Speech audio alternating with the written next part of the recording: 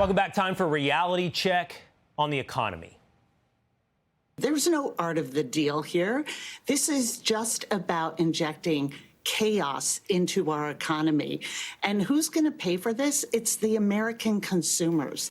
America is becoming more expensive and less affordable. Donald Trump is feeling the heat from Democrats and across America about how bad these tariffs are. Okay, so that was the fantasy. Now it's time for the reality check. I wake up every morning and it seems like there's a new article touting reality. Today, it's that the consumer is alive and well. Retail sales came out today, and they're well above expectations last month. Look at the estimate at 0.1% growth, came in at 0.6% growth, and there were big gains in spending at clothing stores and restaurants. Now, those are things that the American consumer typically pulls back on when times are tight. President Trump touted the news and called out Federal Reserve Chair Jerome Powell. He wrote on Truth Social, "Too late." That's his nickname for Powell. "Too late. Great numbers just out. Lower the rate." So let's break down all of this with senior White House advisor for trade and manufacturing, Peter Navarro. Peter, it's great to see you again. It's been a little while. Hey, Will Cain. You guys have made a fool of economists. You've made a fool of people with predictions of the way this would go. And I'm humble. I hope you're humble, because we never know how economies turned out. It's millions of decisions made by millions of people every day. But it's looking good, Peter.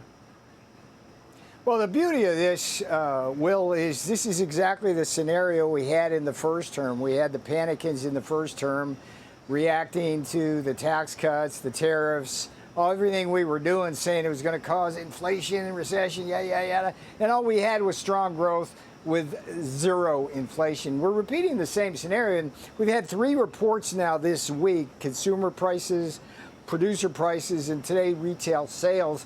And every time we're doing better than Wall Street said we were going to do in terms of expectations. Today, retail sales were higher than expected, indicating a strong economy. Producer price index yesterday was lower than expectations. And for 5 months, we've consistently been beating expectations on inflation. We've been below consistently. So we love where we're at.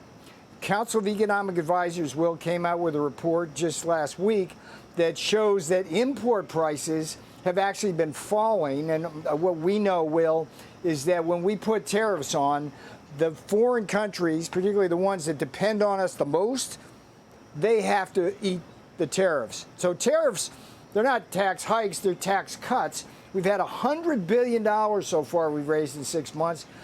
We're going to have trillions over the 10 years, and that's going to pay for the big, beautiful bill, tax cuts and debt reduction by the tune of about $2 trillion. We like Peter, where we're at.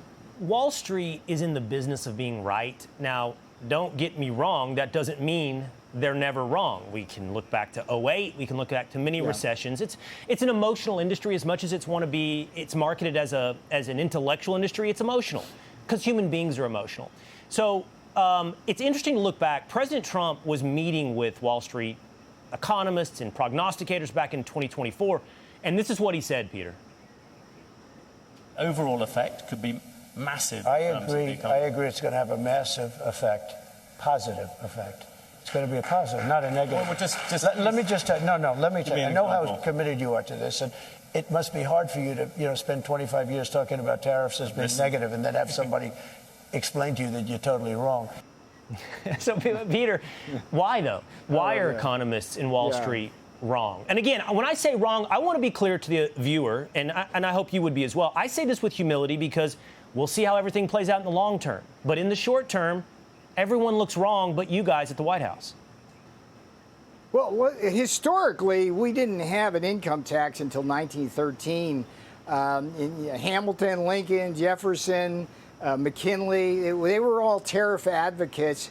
And the beauty of tariffs, Will, is it brings manufacturing here. We protect our industries. That's jobs, that's wages, it's prosperity, and it's revenues. That's the McKinley formula, the Alexander Hamilton formula, that's the Donald Trump formula. And it works. And the reason why tariffs don't cause negative impacts like inflation is because these countries, they depend so heavily on us. Europe, China, go around the world. They just live, they feast off us with unfair trade practices. When we say, no, you can't come in unless you pay this tariff, they got to eat the tariff. And again, history's on our side here. The same panicans you see on TV right now, the same think tanks, the same politicians are the ones who said the same damn things. Same thing, Will. Yeah. In the first term, they were dead wrong. They're wrong this time. Prognostication is a bad business, whether or not you're in sports or the economy. Prognostication has a bad track record, let's put it that way. Peter Navarro, always a fun conversation. I love the broad historical scope, always when we have that conversation. Thank you, Peter. Yes, sir. I love talking to you, Will. You take care of yourself. Hey, it's Will Cain. Click here to subscribe to the Fox News channel on YouTube. It's the best way to get our latest interviews and highlights. And click to subscribe to the Will Cain podcast for full episodes right now.